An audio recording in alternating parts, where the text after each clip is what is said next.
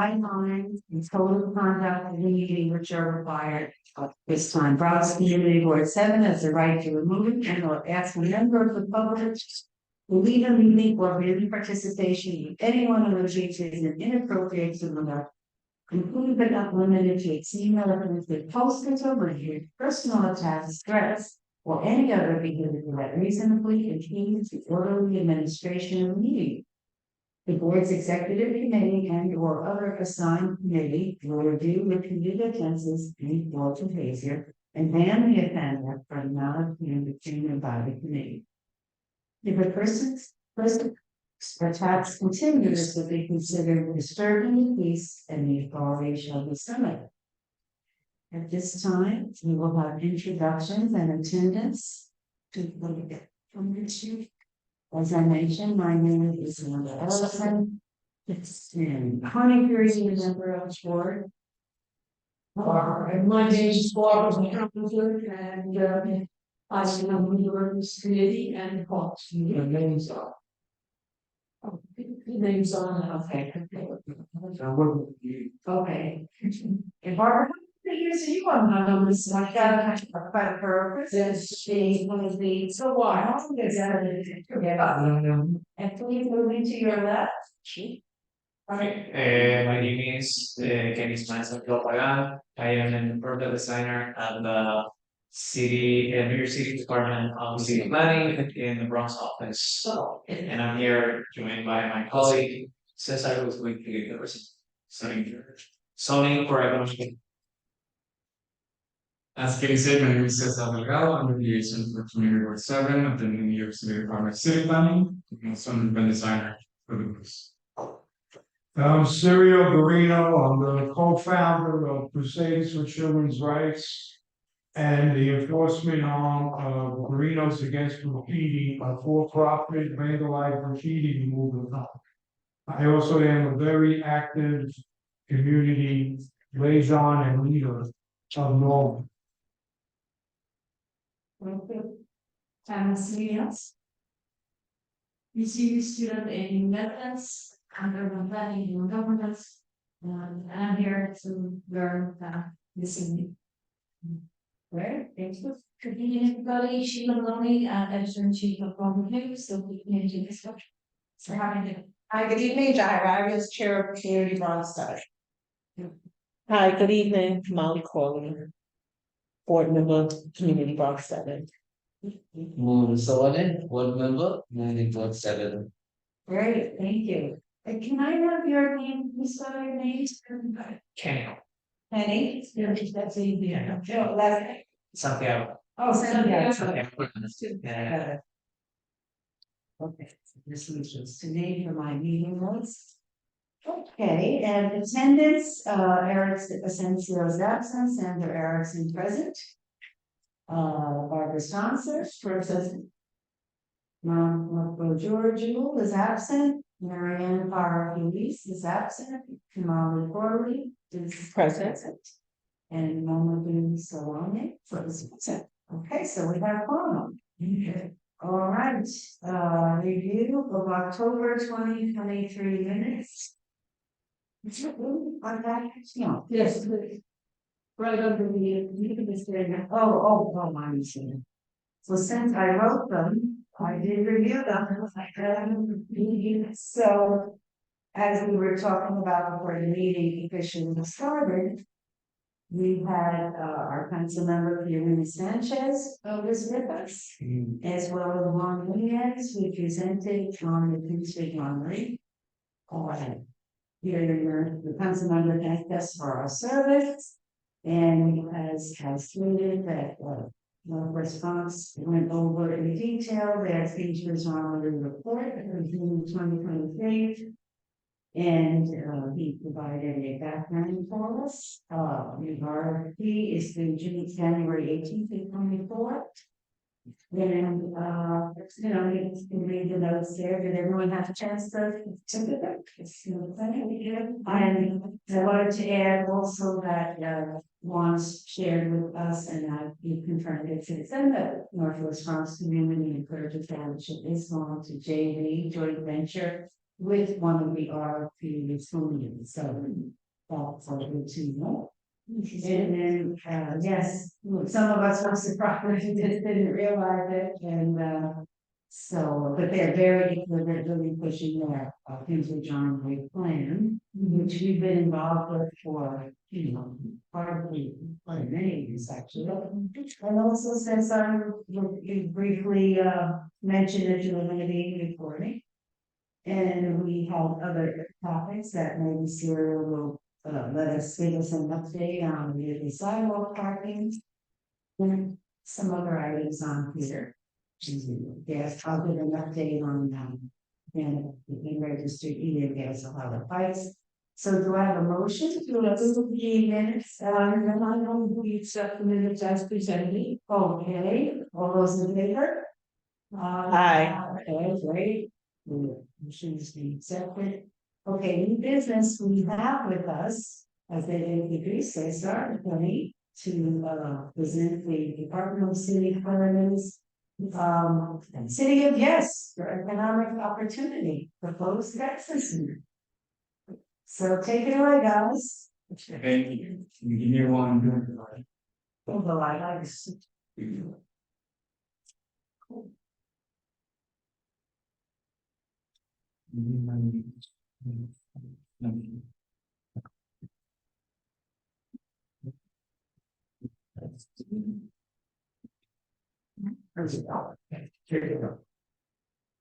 Well, first of all, thank you for your time of being here and giving us the opportunity to present this initiative started by the House. Before starting, well, I'm again Cesar Delgado, I'm a urban designer at the Department of City Planning at the Bronx office. I'm gonna be showing the screen, but it's not very. You should cut the lights. We can share. Yeah, cut the lights. Okay, I'm gonna cut down half of the lights. But Carla did a great effort of printing in color the slide. So you can follow that. And the ones in black and white are the ones that I brought, but there's a slight difference in the order of the slides. So I think the best way to follow Carla's, and then in case you're a bit confused, you can like look really black and white, but obviously the color ones are mine. Okay, my presentation is about 15 minutes, and I encourage to like take notes of your questions, and at the end we I think open the table for conversation and so questions that you may have. Hopefully I can answer, and if not, I can come back to you via email or in person on the our next meeting. Well, with that being said, City of Yes for Economic Opportunity is one of the 3 citywide initiatives to modernize and update our city zoning resolution to support small businesses, create affordable housing, and promote sustainability. This is, as I just said, part of Mayor's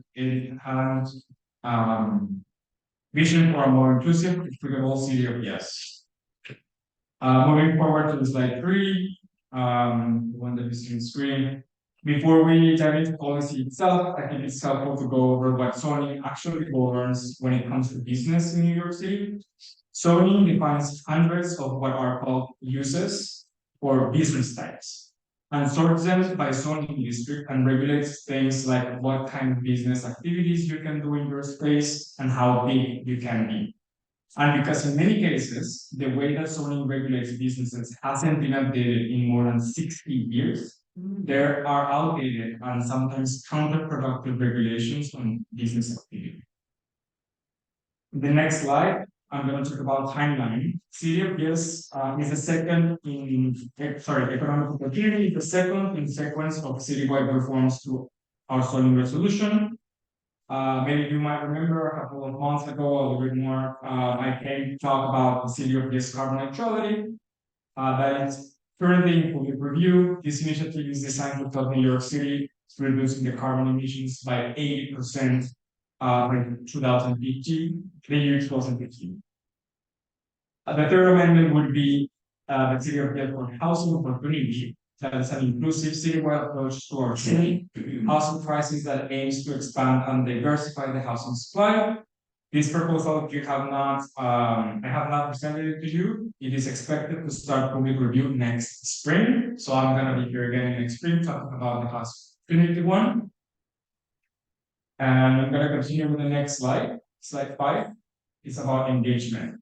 Knowing that our zoning for business was in need of a refreshing, we've been on a listening for much of the last year and a half, asking small business owners, chambers of commerce, business improvement districts, industrial services providers, and other stakeholders across the city ways that zoning might be getting in the way of establishing or expanding businesses.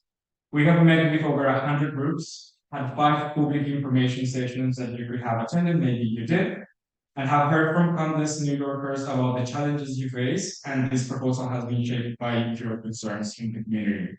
In the Bronx in particular, we have engaged particularly with the Bronx Overall Economic Development Corporation, the Bronx Chamber of Commerce, the 161st Street Business Improvement District, the Belmont Business Improvement District, Portland Road, the Business Improvement District. I'm going to name another 3 business improvement districts that we met: the Jerome Gun Hill, the Kings Bridge, and the Morris Park, and also the South Bronx Overall Economic Development Corporation. In the next slide, slide 6, I'm gonna mention that a lot that has been heard. Let's face it, New York City can be a challenging place to run a business, and dealing with government regulations has been very frustrating. Often, all of this red tape makes investing in business very hard. Our overarching vision for this initiative is to make sure that our zoning works for our economy and not against it. And as a result of this work, to have zoning resolution that is more simple, more adaptable, and more modern. In the next slide, I'm going to explain very briefly the goals of this initiative. First, we have to make it easier for business to find space and grow. The main way we propose to do this is by lifting zoning barriers so business can be closer to their customers. Second, we want to support growing industries by reducing obstacles for emerging business types, which can help emerging business thrive across the city. Third, we want to foster vibrant neighborhoods by ensuring that businesses contribute to active, safe, and walkable streets. And fourth, and finally, we want to create new opportunities for business to open in the future by creating new kinds of zoning tools that boost job growth and business expansion in all 5 quarters. In the next slide, I'm just going to mention that I'll go through each of the 18 proposals so that we have developed to change our zoning in our goals. The next slide is the proposals of goal number 1. As I just mentioned, we want to make it easier for business to find space and growth by lifting zoning barriers. The proposal 1, today, storefronts that are deemed non-conforming face an arbitrary 2-year time clock for reactivation, or else they have to remain vacant, a direct contributor to vacancy in our city. We are proposing to remove that time clock so vacant storefronts can be reoccupied. Can you repeat that again? Storefronts that are deemed non-conforming right now, they face an arbitrary 2-year time clock for reactivation. If they don't reactivate in that 2 year, they cannot reactivate, but we're gonna eliminate that. So the businesses that have been closed by 2 years, they can reactivate immediately.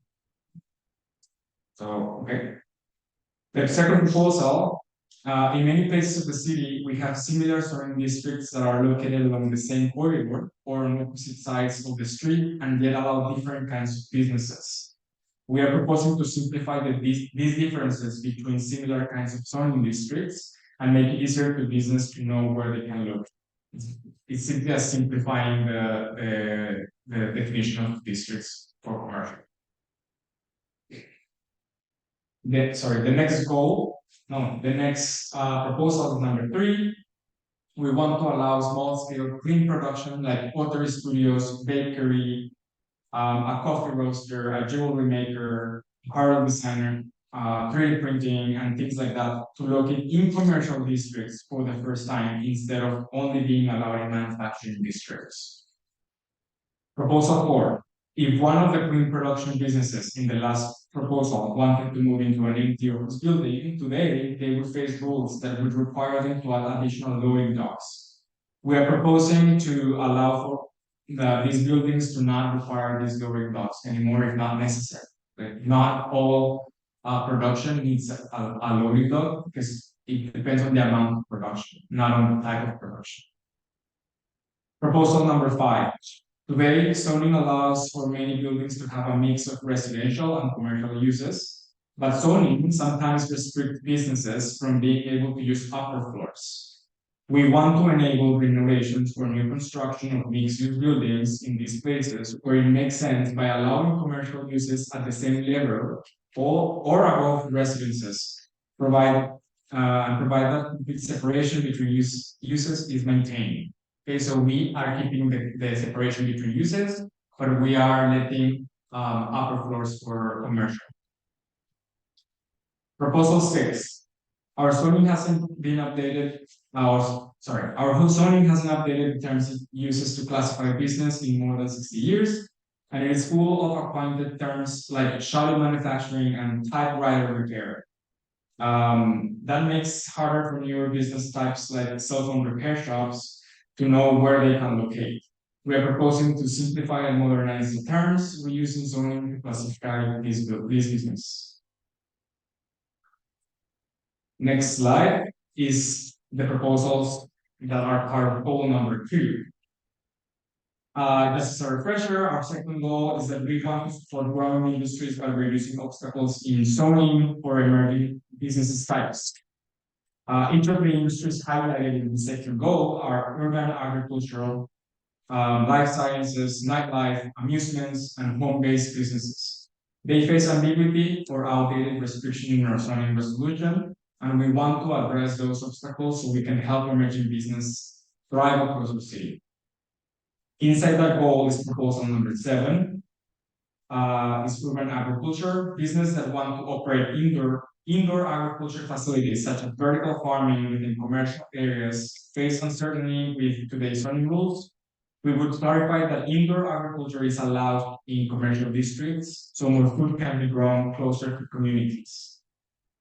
Proposal number 8, life sciences laboratories face confusing and outdated rules that slow development of new facilities. We would make it clear that labs without potential for environmental hazard are appropriate in office settings, so labs might be able to locate in the future closer to research centers and hospitals and universities. Proposal 9 about nightlife.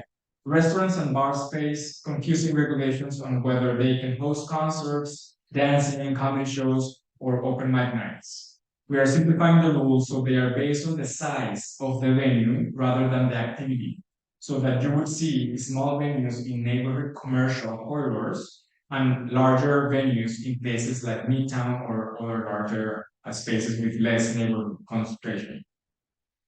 Proposal 10. Zoning has outdated terms for the term experiential amusement businesses like virtual reality or children arcades, and often restricts these kinds of businesses to industrial areas. We would make clear these businesses are allowed indoors and at a small scale on a neighborhood street and a larger scale in office districts. Proposal 11. Many New Yorkers start their business in their home. Zoning allows for a wide range of home businesses types like lawyers, jewelry makers, and music teachers. But we are trying to update these to allow even more types of uses like barbers or interior decorators or other occupations and practitioners. We are proposing to enable entrepreneurship with modern rules for home-based business while keeping basic safeguards to ensure that any home-based business are neighborhood. Next slide is about goal 3, about the foster vibrant neighborhoods. The proposal 12 inside that goal is about streetscape conditions, like long blank walls and drive-throughs break up retail streets and can create unpleasant and sometimes unsafe conditions for people walking. We are proposing to create a consistent and easy to understand baseline set of rules for commercial ground floor design. In other words, is to regulate more transparency, more windows where it's necessary or allowed, and less windows and less transparency when there is more vehicle corridors. Proposal 13. We propose to rationalize and consolidate the range of auto servicing uses in zoning into two categories: light and heavy vehicle repair and maintenance.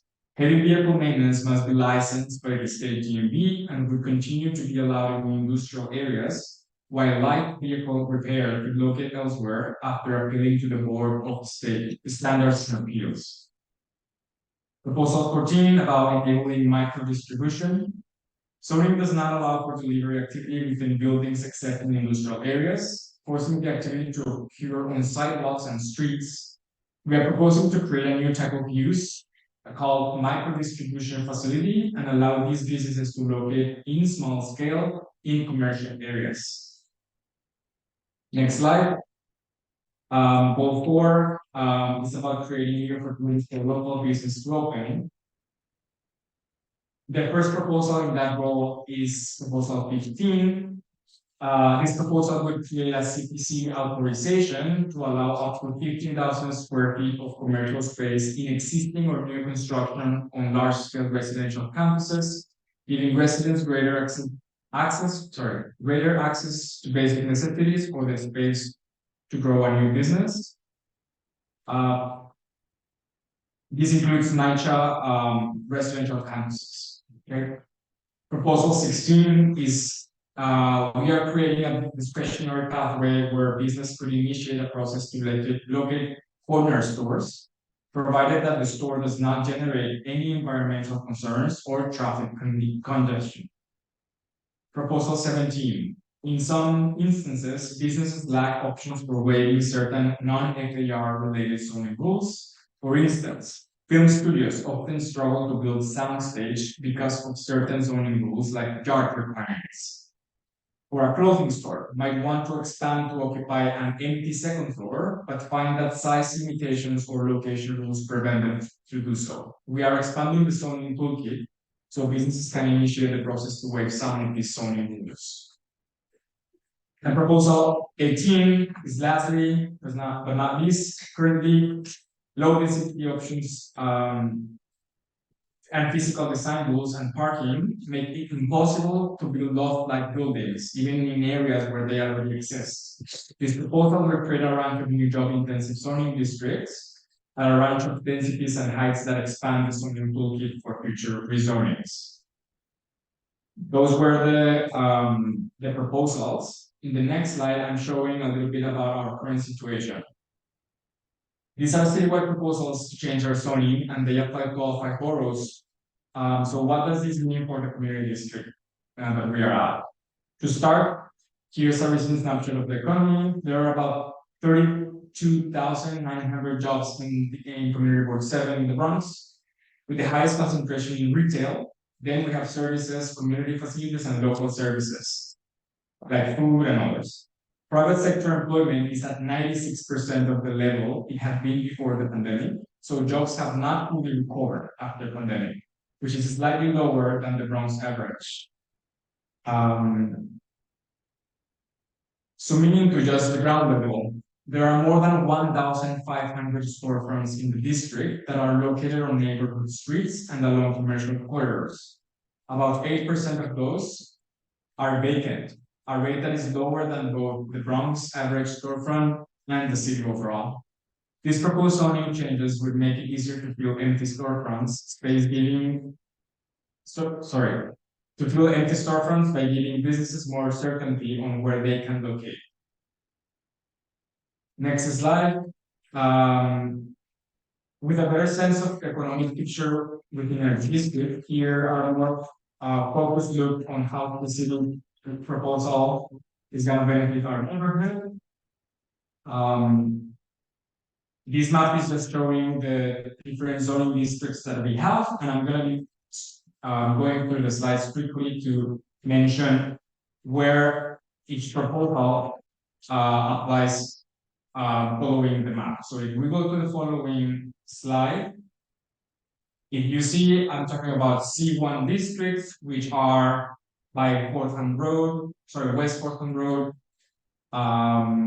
West Kingsbridge Road, the East 198th Street, Bedford Park Boulevard, East 204th Street, Jerome Avenue, East Country Road, and Bainbridge Avenue. This is probably the one that appears the most besides residential, and these are the proposals that apply to to those areas. I'm gonna mention them very quickly. Is the ones that talk about the clean production businesses, the commercial uses on the second floor, modernizing the use terms, the indoor agriculture, the entertainment, the amusement, the new framework for ground floor and street design, the transparencies that we talk about, also the motor vehicle repair and micro distribution facilities. Go to the next one. Before you move on. just Yeah. A quick note, where it says applicable map, you have Brooklyn listed, Yeah. just. Oh, quick- sorry, No, I that, should have. It is Brooklyn, but it's actually our district. okay, Sorry, thank you. In the next slide, it is commercial key districts that apply, as you can see in the map, that is more clear on the map that I printed is slide 16. That's where you follow me. There, the clean production applies commercial uses on second floor, the update of the use terms, the indoor agriculture, the entertainment, the amusement, the street design, and the light motor vehicle repair, and the micro distribution facilities. If we go to the following slide, it shows the C4 districts. They are on the west of West Kingsbridge Road, the east of East Gunfield Road, the south of East 198th Street, and the south of Grand Concourse in our district. And those are the proposals that apply for the C4 districts. If we go to the following one, we will see that we don't have C5 districts. But yeah, I mean, it's just for your information that those are the proposals that apply to the C5, but we don't have them, right? If we go to slide 19, we will also see that C6, we also don't have them in our district. If we go to slide 20, that is illustrating the residential districts. What applies in residential districts? Proposal number one, reactivate vacant existing storefronts. So we don't want storefronts empty in our neighborhoods that are residential. We need to occupy them so they are not hazard for in terms of safety. Proposal 11, which is about home occupations. We want people that have occupations that can be performed inside their houses to actually be permissible. Proposal number 15 is the local retail services and maker spaces at NYCHA and other residential campuses. And proposal number 16, make it easier for new corner stores. So people that are interested in opening a corner store, make it easier to do that. And last but not least, the end districts, the manufacturing. Let's just very quickly mention that here is where we're going to be more flexible in loading docks. We're going to update those terms that are not up to date to the current manufacturing. We're going to waive the processes for with the city planning commission and the business special appeal. Yeah, and also proposal number 18 to balance growth, transition, and core industrial areas, talking about the loft style buildings. And just to conclude the special purpose districts, slide number 22. We have a little portion of the special Jerome Kruger district and a large portion of the special Grand Concourse Preservation District, which are conducted in the same way. Proposal 2, ground floor use rules when inconsistent. Proposal 6, to modernize these use terms and proposal 12, the design rules in terms of the transparencies and storefronts. So next slide is actually you have a separate printout. I saw that Carla gave to you a form that we are providing to the boards. So before for carbon neutrality, we have requested a letter saying yes, no, or yes with conditions. And now we are doing this as an attachment that is completely optional. So the board can vote yes or no to each of these proposals to the 18 that I mentioned. And if you see that you would like to the notification for those proposals, you can also note it. So yeah, it's helpful to be more open to the input of the community. And yeah, just a little bit about the timeline.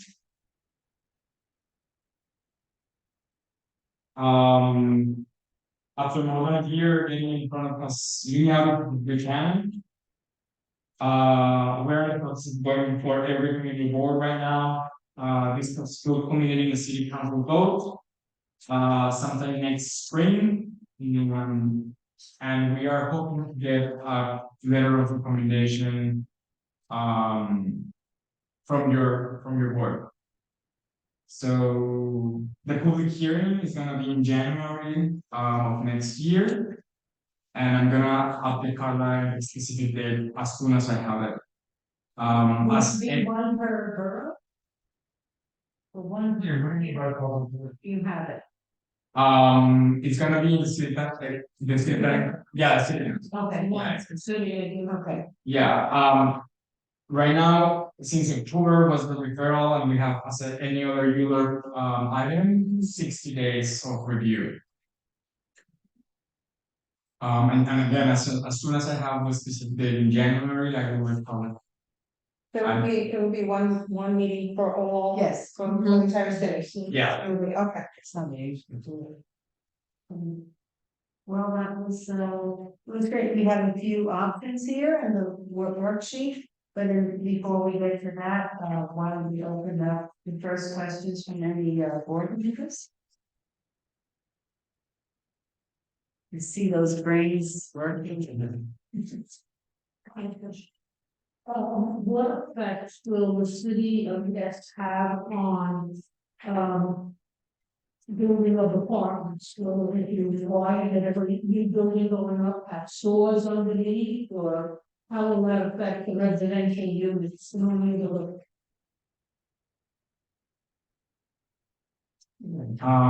thank you for the question.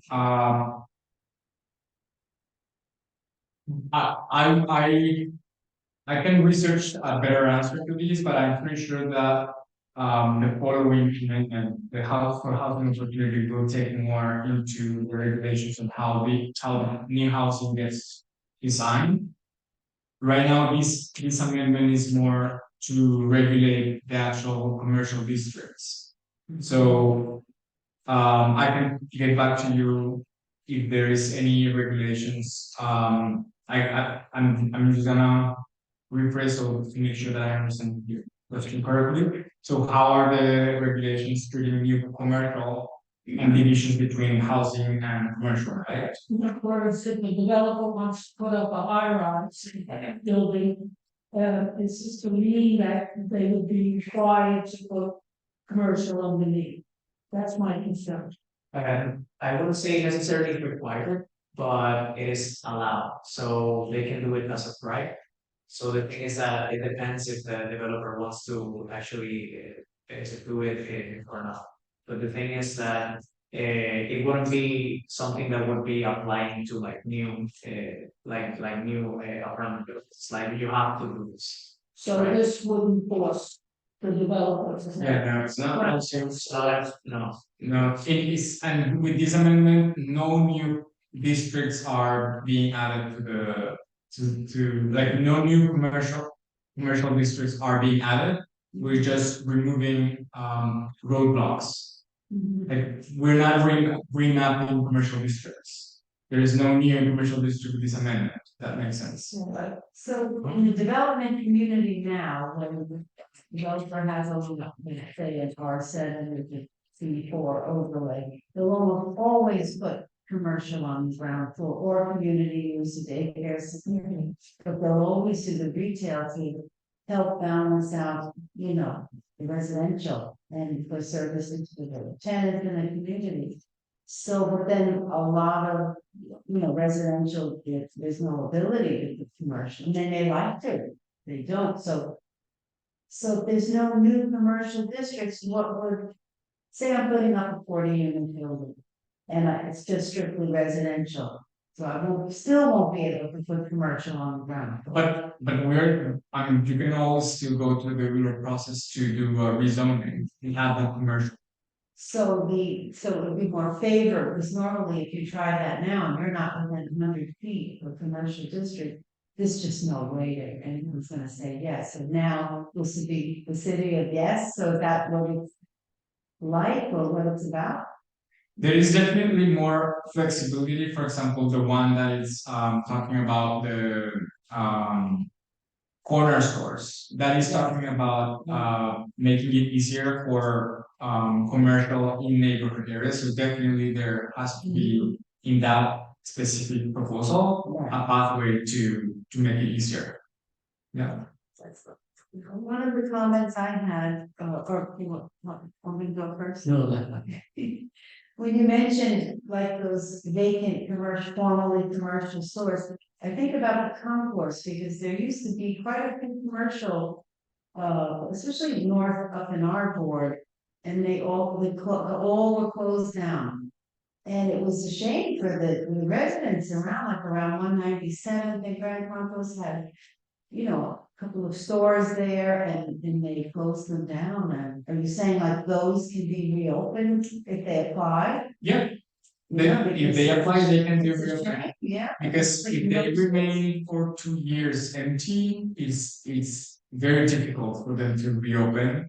Like they would go to start all over the process of a business permit. But right now, not in, like this club is no longer gonna be working, and it's gonna be easier to continue with the business. Yeah, that's because, you know, we love on this board and most boards that I'm, we really appreciate stores and a variety of stores, not the same old thing, you know. Or that was one of my comments. Anything that. What about in those stores, some of them are profit making or the business is not, favorable there? Is there a way that they can change it to something else, or they still have to put businesses there?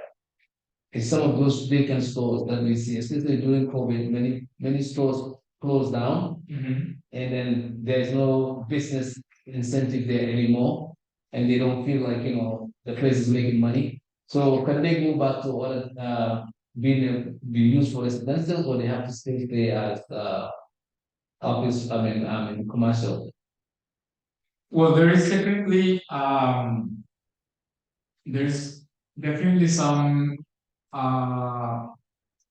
districts that don't allow for residential on the first floor, for example. But that will become more flexible with the next amendment of housing opportunity. If the intention is to revert a commercial district, that will come with the next amendment, which will create more housing. And this is more about making it more flexible for the commercial. So right now, we're not trying to convert with this amendment to commercial uses to residential. What we are trying to do with this one is existing commercial to be more flexible, so they actually can reopen as commercial. Right. In the case where an owner or someone needs to convert commercial to residential, they will need to use a tool that is coming with the following amendment, which is housing opportunity. It's good, probably because those use groups in commercial are so arbitrary, like they'll say, you can have this, but you can't have a beauty salon, you can't have a pet store, but you can sell pets, but you can't wash pets, Yeah. they're very specific. If you see those use groups, as you said, it may be that they're 50, 60 years old. Yeah, they are very, Very non-upgraded. And also like the occupations that you can do in your house, it was only like for lawyers and musicians. But now like with these, a way wider variety of occupations. I had a question about the housing at home, but then I wanna go to, is that okay? No, The the board board members? Then the chair gets to go. My question down to educating the public, educating these business owners. How is the city gonna go about educating all our commercial districts and the changes that are happening, and these changes that are happening? And how are they gonna be able to access that information? Because one of the key things that I venture for and I fight for him is the education of my community. Yeah. Of my board, of the residents of this area. So how is the education part gonna be expanded to all these businesses once these changes take effect? I do believe that it's very similar to how we are doing the outreach. Once the process is completed, they're gonna be receiving where is gonna be the best point for reviewing the full information, which I'm pretty sure is gonna be like website and brochures, like the full compilation of what was achieved. And there's always a tools, the Department of City Planning, there's always the zoning help desk, for example, where you can just call and have and clarify any kind of question and receive any sort of information about the zoning districts and what you can do. The only reason why I ask is because we have a very diverse commercial corridor, we have several, and we probably have the most commercial corridors in this district. So therefore, we have a diverse group that may not understand what this is and may let things go because they think that they can't do it.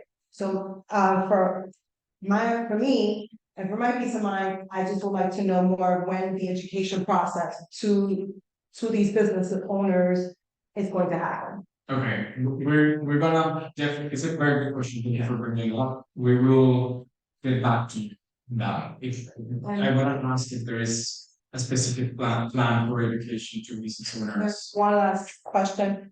I know the city does a lot of changes. Would this also be applicable to the Secretary of State once businesses file their paperwork? Let's just say these, someone's already there, right? Established, 2 years go by, they don't do it, now that's not gonna be an issue. Once they do the process all over again, will this also be a change within the state? When they register their business? I don't think so, because the Department of State is where you register your. But in your application when you put your documentation to the Department of State, the information of the amendment where you are goes with it. That's why I'm asking if I think they're saying now it will be legal. If it's not legal, then you'd have a legitimate business, but if now it's legal. And I just want to add something else about the education. Most people that maybe they're gonna build out a store, they will always seek out an attorney, an architect, an engineer. In every community, they would have that. People don't do anything without contacting a professional. And the first thing the professionals do is they go to city planning, they go to check the zoning. Cause I do this, but no matter what we do, right away they go to the zoning, so if that change is in there, they'll know that it's there. So I think most people will not go about, do this on their own, they would look for the advice of a professional. They can start with a real estate broker who tends to stay on top of all the zoning laws too, so that's also a way to get people to go for help, an education. And did you have a question? No, no. I think it's an interesting conversation because we are also having in mind that not all of the business owners may have the same range in terms of knowing what the tools that they need to convert something or actually put their, if they are living in an apartment and they want to explore or put their start their business in their home. There might be a lot of confusion. So right now we're relying a lot on the on the videos that we shared with you guys, public sessions. But I think it's a great question to actually think and have something more specific to the people that are stakeholders that are actually, that would like to say, take advantage. Well, yeah, especially if they have a business that they could do better. City has never made anything easy. That's the only way.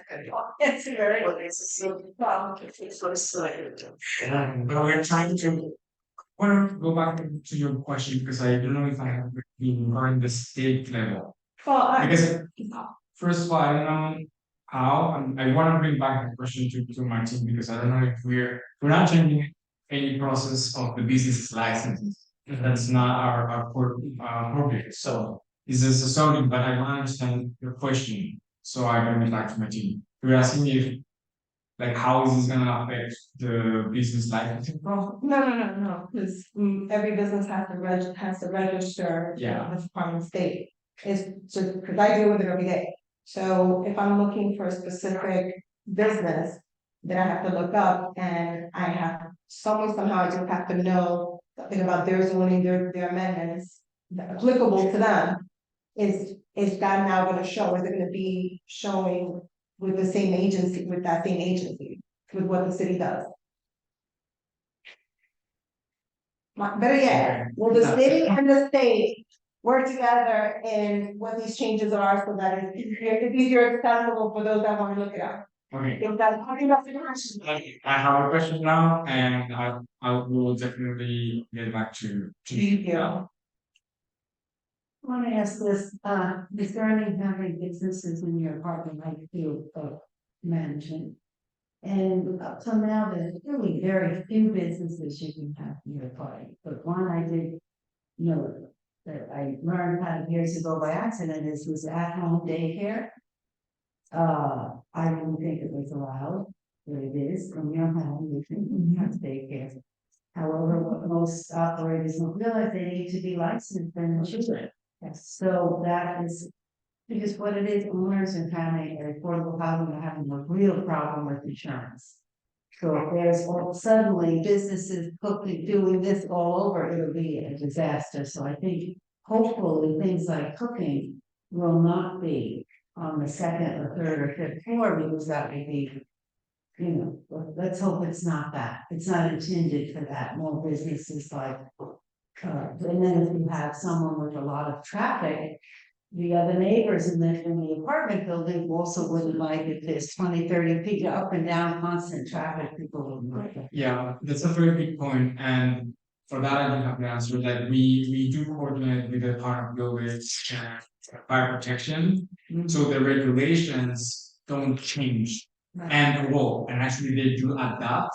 So for example, if a bakery decides to have a second floor, where in the same floor there is another use, there might be a possibility, but they might need to comply with certain levels of acoustics and fire protection systems. And yeah, and it will not just be depending on the Department of City Planning, but it's gonna be involving the Department of Buildings and fire protection. And also the work of the business special appeal. So I think this is a great point to that connects with the point that you brought in terms of the education of the person and how they can file for already existing frameworks that in terms of licensing and permits. For example, the Department of Buildings already have certain regulations if you're going to have certain types of businesses. And I think it's really important for the business owner or homeowner to actually about that. So it's definitely we're going to bring this to the team to see have more information. Thank you. Okay, I have a question. With the new micro distribution facilities, do you foresee, so right now we're having an issue in the district where there's a lot of large trucks being parked all around, especially on the Grand Concourse. It was nothing that was seen before in previous years. Yeah. I believe it's just that it happening during the pandemic, and then it has just, it's still there. It's that something that will be fixed with Yeah, this? That is, What is the, for the question is very important. That is actually the main reason why we're including that proposal to this amendment. Because we are, the way that we see is that, these, how are they called, small unit? Micro distribution facilities, Mhm. are intended to create these hubs to receive this, like the trucks, where they discharge their, and serve like as a very, let's say, temporary storage. And I'm talking about literally very temporary, meaning like 1 day or 2 days maximum. So they, from there, commercial side distributes or packages distribute in alternate methods of transportation, just like it's bicycles or just walking distributors. So yes, that is actually the intention, to remove the trucks and UPS trucks and Amazon trucks and etc. from all the streets. Also, this proposal was drafted in close collaboration with DOT. And so there are existing frameworks that the community can use in their favor to request something or file a written complaint. If something that is specifically concerning like truck, illegal truck parking or something like that, that is affecting the likelihood. Thank you. Could you go a little bit more in depth on, goal 3, item 13? About the auto repair shops, that's also another complaint that we get with businesses having their tires on the sidewalks and across the streets. It was right, yeah.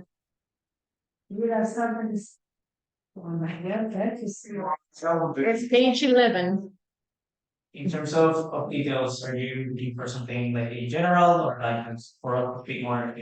Yeah, I was just thinking, I know you said there were. Mhm. Screamed in. They got comp watch. They take over the whole community. They took over a whole block under the yellow, and nobody wanted to come in there and stop them. We had to go to we had to go to the CBS News. We had to get on the thing, and you know what? To today, they're back there again to get over the block. There's no enforcement with these businesses. Example, where we begin. Oh, I think I was just, yeah. General Avenue to a growth. It's more than life, to all in there. Good for that, with this district, it doesn't have a corridor underneath the board train. And it tends to be very, Mr. Romano, it tends to be very. But the big, speaking specifically to the one we're referring to. It's a corridor that is very auto friendly, auto shops that are there. And they pretty much take over they use their merchandise out there and they take over the sidewalks where people walk. I personally walk there myself and it's just like a maze. You have to like run around to try to get, to be safe on the street. So would these changes allow these businesses, well, not allow, regulate these businesses to keep their merchandise inside versus spreading it out to the streets? Yes, there is 2 proposals. Proposal 13, the one that Carla is mentioning, and also the one that I talked about on. Wait. On site plan review, number 13. Oh, the number 12, that is just right before it. Number 12 and 13. Yes, so the 13 is the one that talks specifically about defining light and heavy vehicle repair maintenance. That's a point of start. So light will have certain parameters to reduce, number one, the size and the amount of vehicles that one business can have. That will help preventing the amount of vehicles that are on the street or on the sidewalk. And jumping into the promote better ground floor designs, that one is the one that will try to regulate that there's no way that cars can remain on the sidewalk. So they can't put any, like, for example, a tire shop, they cannot put their tires out on the sidewalk, they have to put them inside the facility that they have. That is Okay. what the intention The is. intention, okay. Well, what about, I'm pretty sure it's. what about to have like at least a sample? A sample outside, just like a display, so that beside the sign, like if somebody wanna see like a sample, not like, the actual materials. So that's. Sure, if it's not a thing. And- People that walk by. That number 12, like promote better ground floor designs, will take into account any type of use of the sidewalk. So the intention is to regulate how much portion you can use, how much you can spill out over show property line. So it doesn't matter if it's materials or it's tires or if it's even a restaurant. So you will need to go through the review process to check if you can actually spill out or you cannot. And if you can, how much? I think there is a rule right now. I was gonna say is you consider 4x4 tent right now on the sidewalk. So if that's the case, will that be reevaluated? Because right now 4x4 tent can go. It's not just the tire shops, furniture shops, and even some of the clothing stores. And fruit stands it's a hazard in high traffic areas. Because if someone is trying to get by or heaven forbid when the bikes go through on the sidewalk. She did something about. Well, And it's really not enforced as far as. yeah, so that's the thing with the businesses, is this something gonna be reevaluated, maybe cut that limit So down? that they can use Cause some people are maxing out or even over. the total. Here's my question, if there's, and I would request to put it like in the form that. It's right, like you said, under the L, cause if you go on Jerome, not too far from Monroe, forget about it. Well, Water Road, if we wanna, if you wanna. Good example. When I work almost 24 hours a day, I find the businesses taking over 90% of So they're on one side, then the street vendor, legal street vendors on the other, the street vendors, can we also? Offer education to the street vendors to legalize and get in spaces, cause if I'm not mistaken. I remember when Ford Plaza was allowed to have the street vendors there and it killed it. It made a lot of sense. What happens to that time? The night market now. They can't see it. Oh, they can. Cause they said it was too traffic. I think something important to remember is, and I say with all due respect, right, because we all care about everything, but what we're trying to do is zoning to help as much as possible. But for example, with street vendors, that's something that I don't know how zoning can actually help. We can definitely bring it back to our team and ask like, what is the role of zoning with street vendors? I have a, So if like, It's like- I was gonna add something, it was some time back, 125th Street had that space. Where if you were a street vendor, you were able to be a vendor in that allowed space. So now that the floor is being open, cause even I believe on Amsterdam, I believe like 75th Street, they used in the summertime, they allow vendors. With their license to come and vendor from 6 months at a time. It wasn't in the winter. How about with some of these commercial spaces, allowing vendors to be educated to go vendor there instead of on the sidewalk? Cause I think education will help. And therefore you can track and it can bring business into the community. And things that people need, but if you use public spaces like they have, where you can go and work in office spaces in a shared space, allowing that to happen. This Like is a the real different- problem for chambers of commerce, the bids have been trying to fight this, it's very hard with that. That's why I don't think that this is No. about vendors. The street vending is under Department of Sanitation. Okay. Sorry. I am the only person who's not on board. I am a resident. And I'm not part of the board. Sadly, the public wasn't invited to this presentation. Well, they're invited. Everyone's invited. Let's show you the public. I agree. Saying the public can take a pictures and. Thank you. Great stuff. Okay, let's share. Since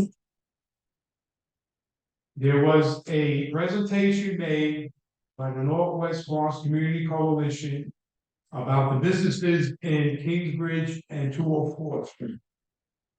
And they came up with that 90% of the store owners don't live in the neighborhood. And they don't hire from the neighborhood.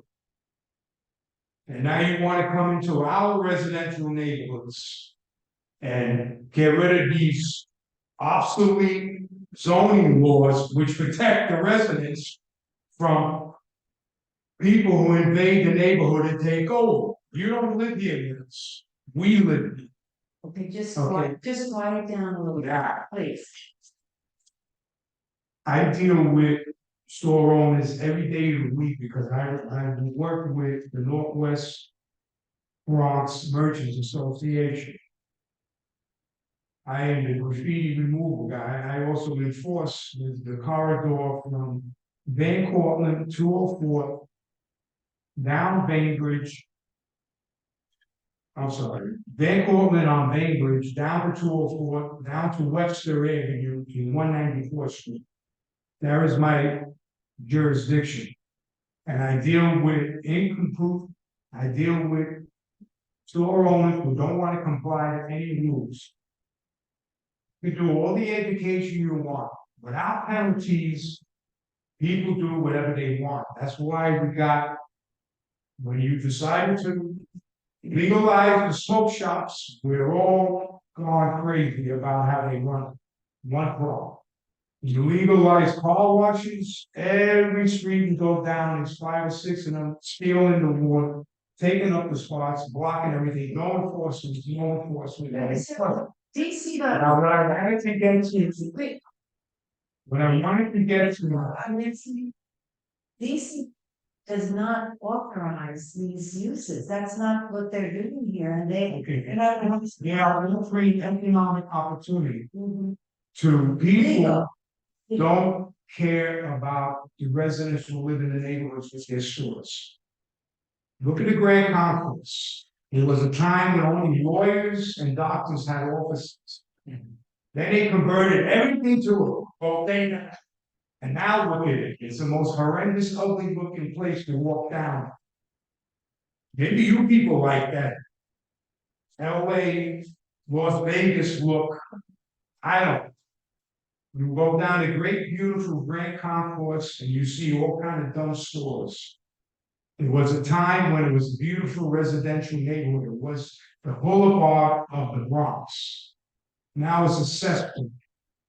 Well, that's not appropriate, but it's, okay, thank you, I'll leave note of your comment. Now, there are things that you could do,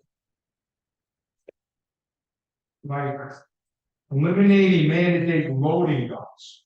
We have major problems in the streets with just people making deliveries. They don't do overnight deliveries no more. Everybody does it during the day. So now from 9 to 5, when kids are trying to go to school, people are trying to go shopping, we got delivery trucks tying up the streets. Nobody makes deliveries at night when they used to be done. But they don't want to pay a second crew to handle the stocks coming in. So that's a major problem. Not having loading docks. There are some good things here that I like. Well, 13 is very good. Okay. Agriculture, life sciences, I don't want to have another plague escaping from some lab that's next door to people where we live. Nightlife, that's a major problem. We all know what it is to live near a club. Robert can tell you the complaints that she would get about that nightclub on I'm sorry. What's Chris? Thank you, David. Webster Avenue and Bedford Park. Okay, let's see if do you have any comments? I never actually have some of the same questions that were raised, and what the sub packages and Amazon for building dogs. I think there was that was supposed to be just in Manhattan, so I guess it's not much of an issue in the Bronx, but it's got me into. Well, it is, that's where your micro distribution they're talking about, Right. smaller. Yeah. delivery Yeah, trucks. it's, I mean, it is, the only problem impact was having the trucks on the streets. And that's, it plays together with the loading docks one, which is literally like concentrating in strategic areas, these delivery, let's say hubs. So after that, around that hub, you distribute in a smaller scale system rather than vehicles. But no, yes, it is a problem also in the Bronx, having UPS and any other type of distribution truck on the street, and that's what we are trying to regulate, because now it's everywhere. So yes, that's what we are trying to actually do. Okay, so Syria, I just want you to understand something that, and you guys can chime in. The zoning laws in New York City are archaic. They haven't changed in so long. Now we're getting to now the city is trying to catch up to the 21st century. It may not be perfect, it may not be what we're used to, what we want all the time. However, we have to move forward to our future. We can't always stay back on things that really don't apply to the way of living anymore. This is what I'm trying to tell you. So some of these things we may be 100% for, some we may not, but we all have to take into account that change does happen. Some of us do not, not used to the change happening so quickly, but at least something is being done to put us forward. Something economic. They do, contrary to what the Northwest Bronx came up with, you said, a lot of people hire their own pool. Absolutely, that is not true. I've been in business for 40 years. I did not make that. Sounds great. But anyway, we need stores, we need places for people to shop. There's nowhere to park. You can't go to the bar and just shop over there and walk to the beach. We did not learn one thing from. And the one thing nobody learned is that you can sit in your house and never have to go to the store again. You can have stuff delivered to you. You never have to. The day of brick and mortar stores can become a thing of the past. I don't agree. I think some of those delivery services, they said their business went down. People wanted to get back to the stores. They wanted to go to the grocery store. The people in stores are not opening up for businesses, so therefore you're paying a middleman. If I want to open up a business on a store, there's no way I can afford the rent. You understand what I'm trying to say? So, this is beautiful, but you're not helping people to pay their rent. Well, this is different. And they should. I understand what you're saying. Okay, I'm going to picture this meeting, I'm taking it upon myself to ask us to move on. And since we're all very interested, our managers meeting here. Do you have this in your work? Yes. Let's take it out and let's see kind of initially how it feels. Do you have it? Here we read one. I have one. Okay, right. So we're gonna go through this. Or get my sort of sheet, so kind of. No. It's the other meeting. So let's take a look, and in this way, since they're here, if we have questions on, as they're numbered like that. Reactivate storefronts. Before that, they support. That makes the neighborhood look awful. Simplify district types. In the meantime, I would like to just make another note, is that, You interrupting my. sorry. Oh, sorry.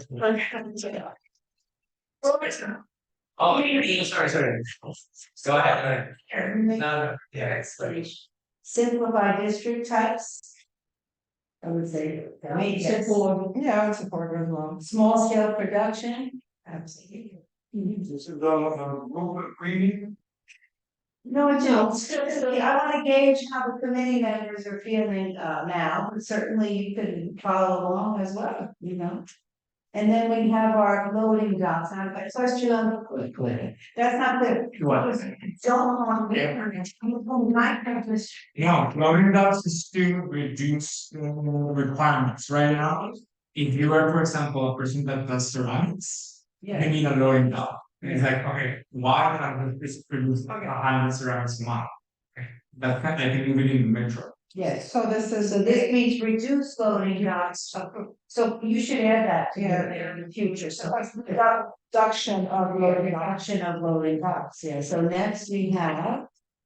Upper floor commercial, no, say do not support it, if it's still, God forbid, I've been managing all these years, I would be very Strangers. Say for that, it would have to be a specific type. The child could get allowed by the state. Yeah, it has to be specific. Right, yeah. Yes, because you can, someone, not necessarily daycare, but if a therapist wanted to come to the neighborhood. Or if they wanted something else that wasn't interrupting our bookstore, would we say no? Therapy and things like tutoring is allowed, if the person does it and that's their apartment, that's allowed. But you can't rent an apartment to do therapy, you cannot do it. I think it just has to be specific, it has to be specific. I'm gonna say do not support the way it's written, and for me, I'm gonna say, tell us what use terms mean, can you be? Let's go to number 6 here, is that goal 6? Number 6 is slide 9. Okay, I have it here, that says modernize use terms, simplify and modernize how zoning defines different businesses, absolutely, I'm for simplifying. So this is for, which probably should be labeled a little bit different. Use term simplify, I'm gonna put simplify. Or It's it's update Okay, simplify, yes. commercial type terms. Yeah, I think that's the better use, update, yes, sure, use types. Urban agriculture, as long as people don't have farms in their apartments, I think it's okay. I think it Tell has us to what that means, urban agriculture. Roof gardens, things like that, I think. Commercial. Yes, rooftop garden. Is that what you? Yeah. What's an urban? Vertical agriculture, literally like producing food inside commercial districts. Because rooftop, green roofs is very. Yeah, but I'm saying, is that common in this, in this area, or this is really wide? Like hydroponics. Yes, it sounds like a healthy, Yeah, it should be able to produce more fresh. Like we have the fresh program, but that's not it. It's like also the growing on the rooftop is also to alleviate carbon emission. and absorb the water, so it rains. And this is actually a container for vertical growing. I drink half full. It has nothing growing in it, right? It's like citrus, so you do it sounds like a unit.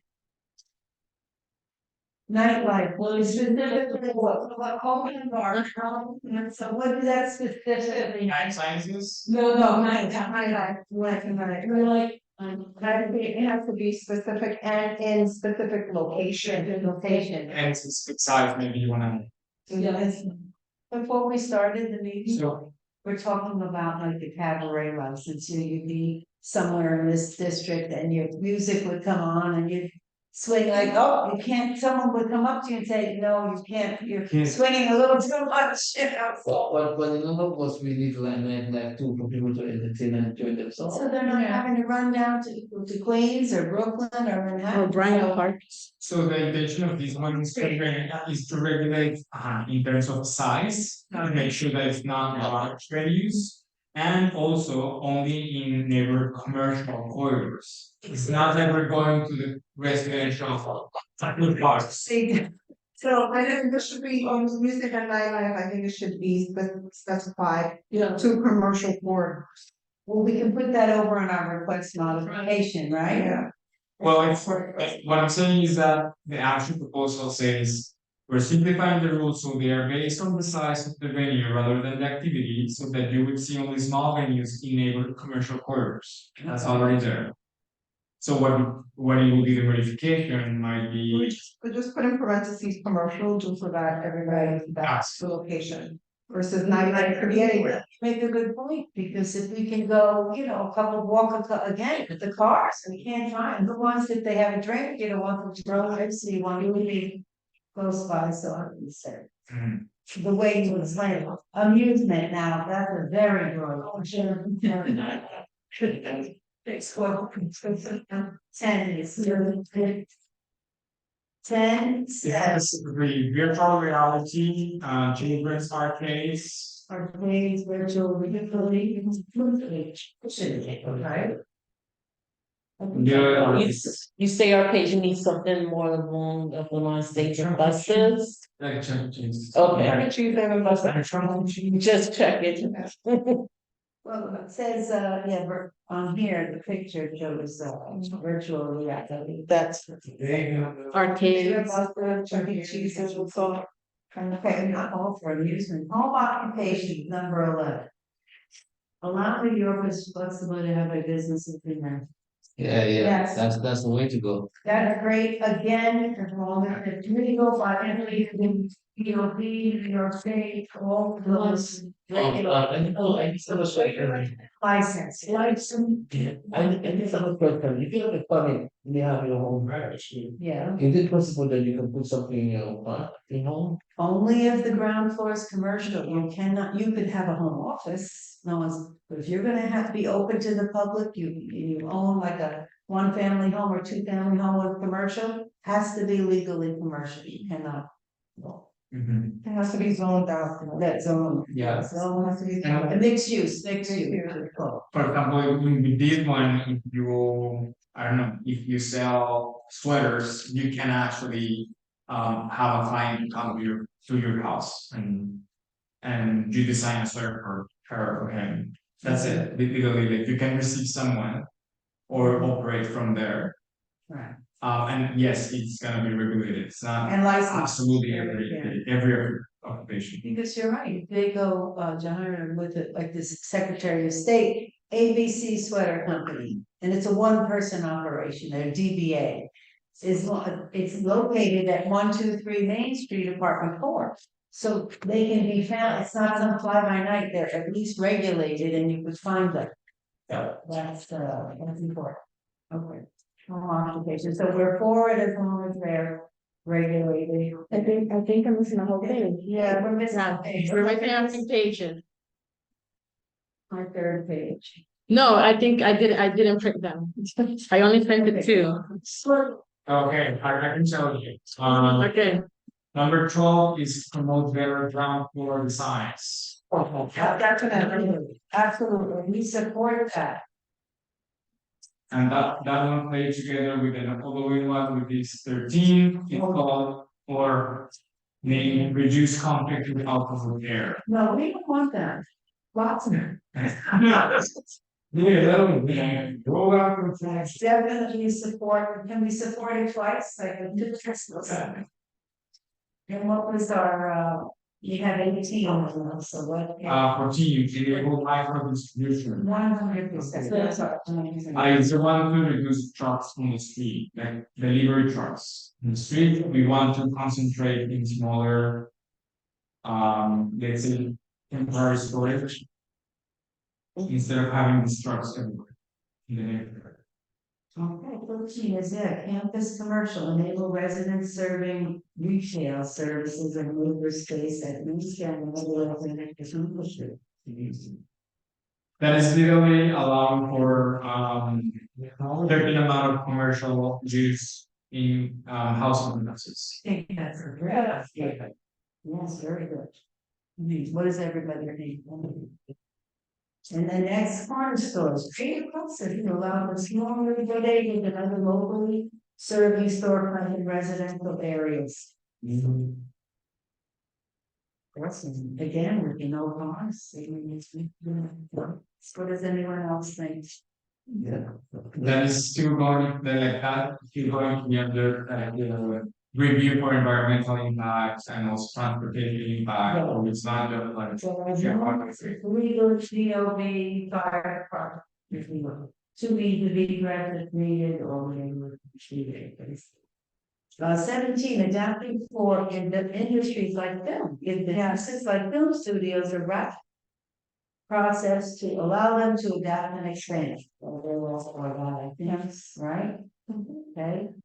18, the last but not least, new law zoning districts create brand new zoning tools for future development, job intensive buildings in manufacturing district and preservation of core industrial area. I don't think we have any laws on these. We don't have any aside from, I can think of, is the clock tower, which is the yes. being, that's the only thing I can think of, as being like lofty or. I think I'd be supportive. If it wasn't our district, but. I wonder if the Kingsbridge Armory will have some. Yeah, she's gonna have some high ceiling walls. No windows in our town. It has windows, it's. Yeah, They are. yes, really high, those are really high. Well, I think if you look at page 14, it has the 18 proposal, and it has the highlighter areas over there. So is that what it is? If you go back to number 16, And along the waterfront. Yes. That's gonna be interesting. Yeah. Gonna be fun. It could be a lot of fun. So this university, I see, it's such a nice meeting. Well, this is a good, exercise there. Right. So now, any other comments on these, you might, go ahead. Yeah. So one question, thanks Sandra, just on the nightlife section, are there any requirements for like construction soundproof rooms? Yeah, you have to. Yes, that's there. Yeah, that's something that I wanted to bring earlier. So it's enforcement. So the Department of Building generally administers the zoning resolution. They have existing regulations for those type of businesses. So if you guys also feel like a business is not operating under the restrictions that they need to operate, you guys can also call 311 and file a formal complaint to actually be on top of it. Right, So it's already existing. So. yes, thank you for that clarification, that's very helpful. Anyone else? Okay, I'm gonna just move on and now as a committee, just for committee members. another question. Okay, make it quick, because we're gonna move right on. I'm gonna make it very. Number 16, locally serving storefronts in residential areas. Now, that means that they're outside of the zone of commercial. And you put them in residential area.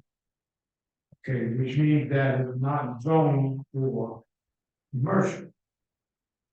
Yeah, and that is So you said you said that this was supposed to be within the changing the zoning rules within the commercial districts.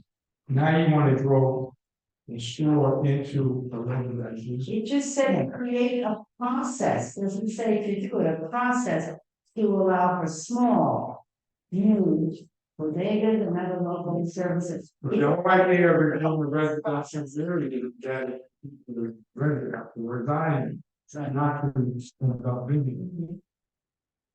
But the process, I'm assuming, would still be coming to the community board, or soon. But all I hear is, you'll have commercial districts will commercial, and you'll have residential districts will residential.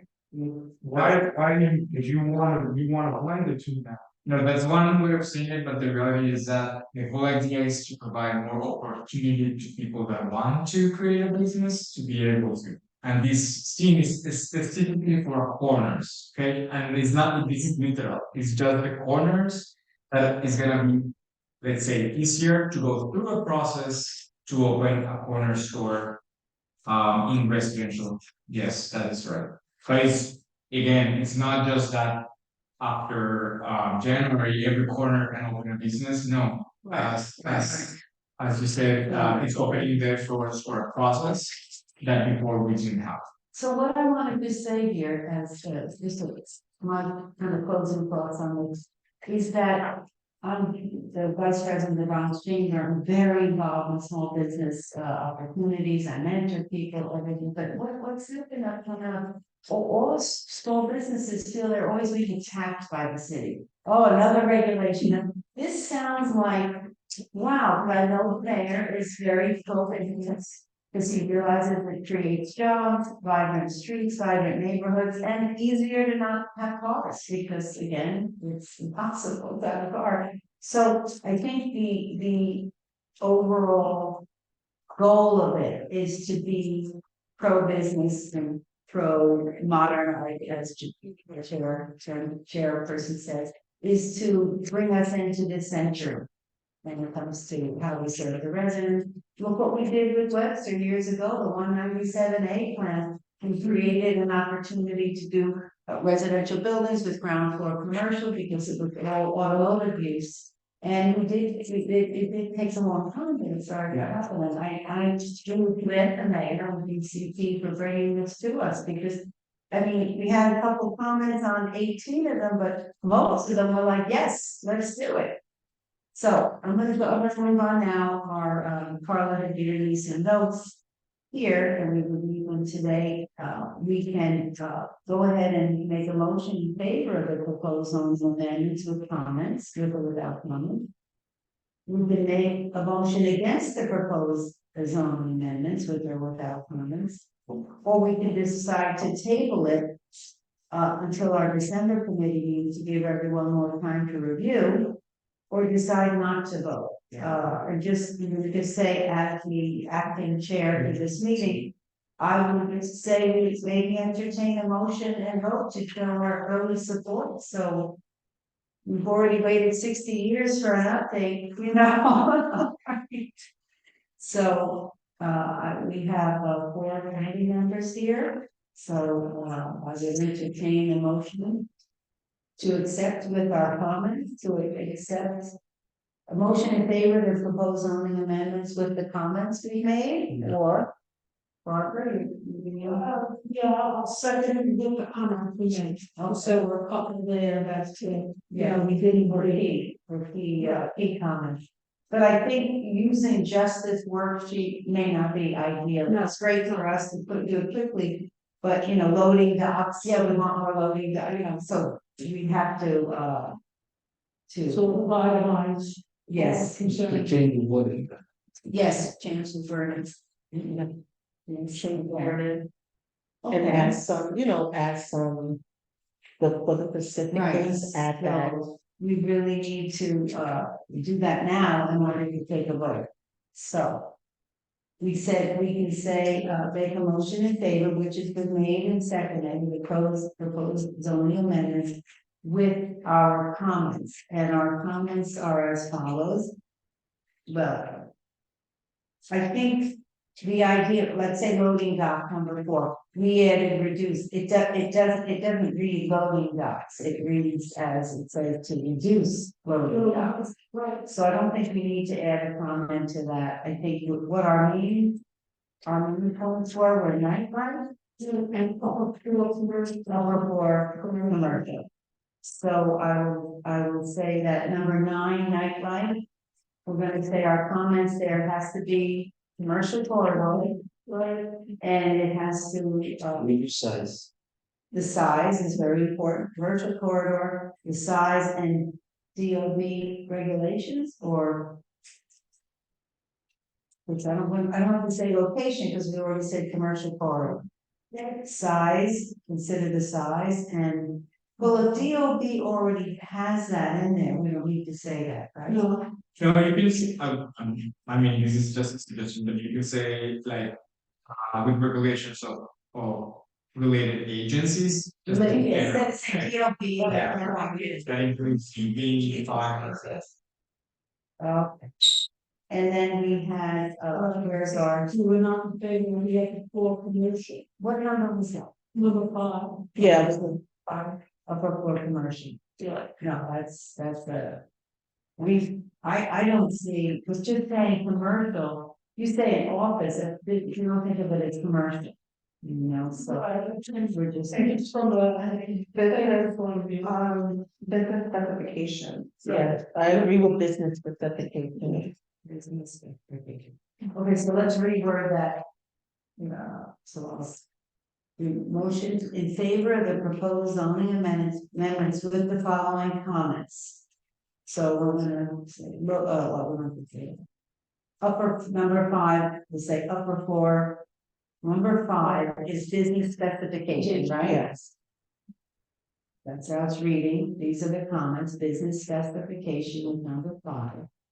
Number 9, nightlife must be in a commercial corridor. With the limited size, or how do you put size in there? Just, well, how did somebody word it size? Yeah, regulated sign. Regulated. He's got all the words. I was gonna say, going back to 6, we had the updated terms for number 6. So that should be. Oh, that's you it. word it I right. didn't word it right, okay. When you read it on number 6, it Okay. reads fine. Regulated size and related agencies. According to, how would you say that? According to regulated agencies. For coordinators. In coordination. Coordination. And coordination With regulated agencies. And 11 home occupations. Regulated or licensed? He's got Yeah. license, yeah, like, must be licensed. Okay. And the rest we were okay with. So, let me get my opportunity down. So. We have an motion in favor of the proposed zoning amendments presented tonight. With the following comments that we've just gone through. Number 5, business specification. Number 9, commercial corridor. Regulated size and in coordination with related agencies. And number 11, license. Okay, so. For 11, are we gonna add regulations? Because they, what happens is in the zoning law as it is now, they would be. Well, you would know more about that. When something is licensed. You generally have to show that you're allowed to operate in that space. So if you wanna open a ice cream shop up in your apartment, you wouldn't be able to. So if we say it's licensed, well, what's another word to add to license? Appropriately licensed? Or proper instance. Duly licensed. Duly licensed or, Cause you have to It has to file your be- LLC, but some people file and don't go through. yeah. That's where I'm getting at. So it has to be licensed and I would say Permitted. permitted by the related agency. Yeah, I think. That's why I threw this just. Yeah, Yeah. Some people license, don't. that's what it is. Yeah, some people, it just gets tricky, so I wanted to put it in there. Same language as we did. Yeah, let's use the in coordination with regulated agencies. Yeah. Okay, so you have. It could be a nail technician and you don't have an exhaust. Yes, Yeah, no, that would. same thing, yeah, that's where I was getting at, or Are comments related to 5, 9, and 11? So now I'm gonna take a people who vote wanna smoke food in their homes for and stuff. the motion as presented. Senator Erickson votes yes.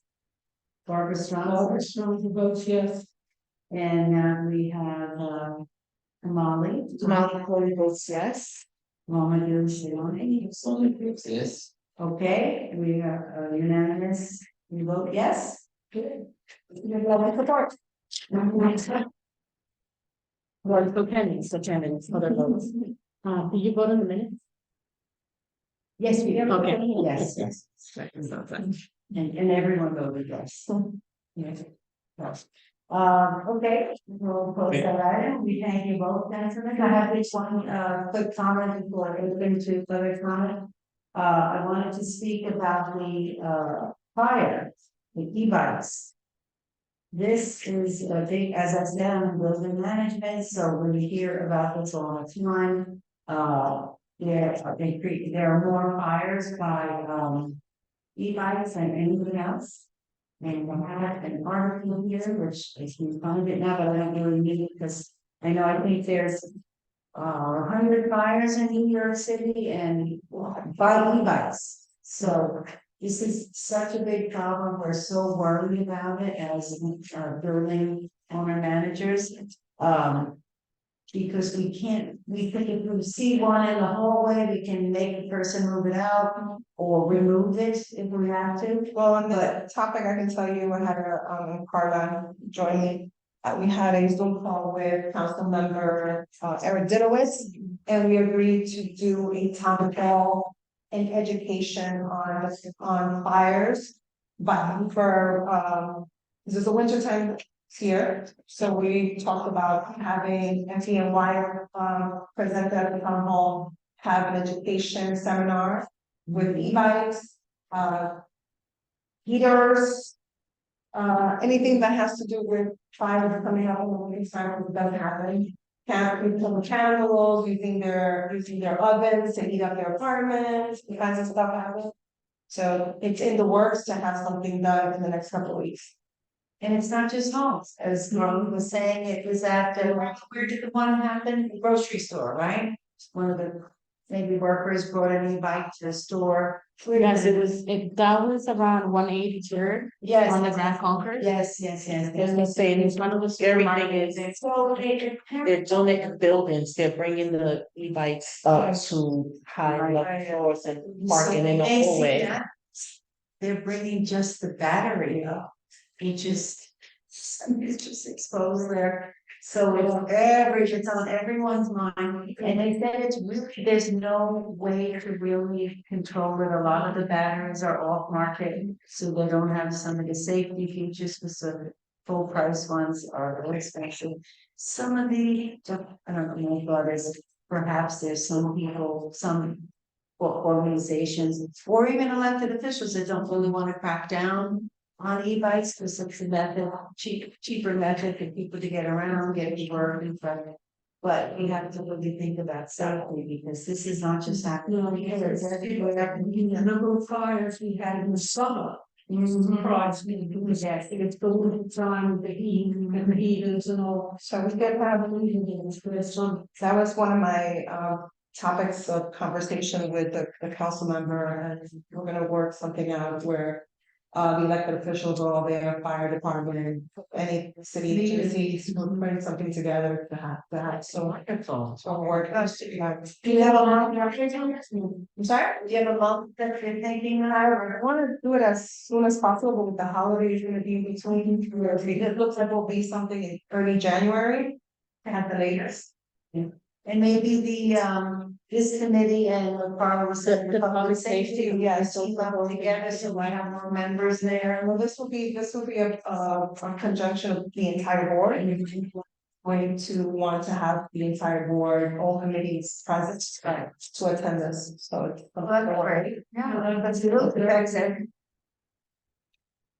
To see, again, there's some talk about, the owner managers can do about it, but we certainly don't allow storage. But even if they store it right outside the building, I have to, it's just, it could, I mean. So you never know. Yeah. You never know. It could be, since by a masonry building, it may not catch on fire, but there could be trash around, but the trash catches on fire and, It's a catch-22 for all of us, really is pretty much.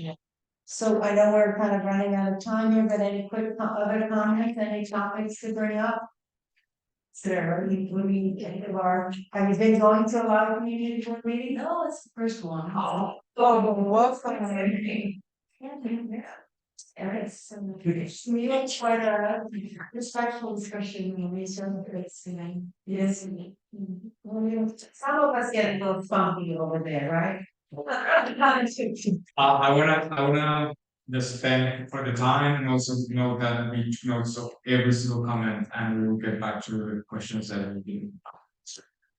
It's really amazing, yes.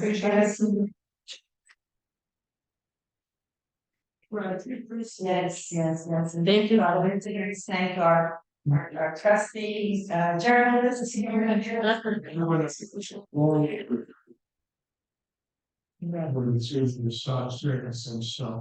Yeah.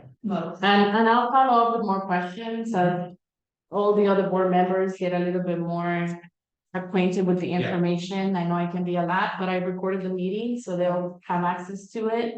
And then after viewing the meeting, if they have any questions, I'll relay those questions to you as well. Just- So, Carly, we were going to word this just as it was stated here, nothing else. So then I'll present it to, Eric's behalf, I'll present it to the full board for their support. Oh, we have to.